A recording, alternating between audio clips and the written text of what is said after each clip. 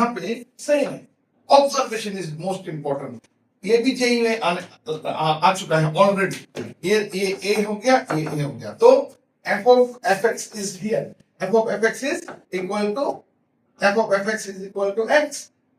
This implies this quantity is equal to x equal to gx. So gx is equal to x. So once gx equal to x, this is which is actually identity function. तो हमारा ये मैं almost done. हमको value निकालना है this one. तो g of g4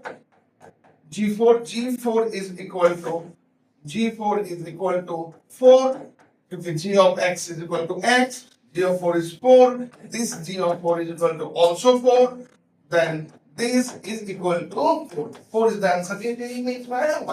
It takes hardly 10 seconds. आगे वाला जो problem है जो just 1 minute. This problem ये भी 10 सेकंड का problem है. Provided हमको दिमाग में ये रखना पड़ेगा f of x is equal to ax plus b divided by cx minus a, then f of fx is equal to x. ये हम आपका take care करेंगे. So if you remember, so this is done as a problem. 3 बार आ चुका है recently.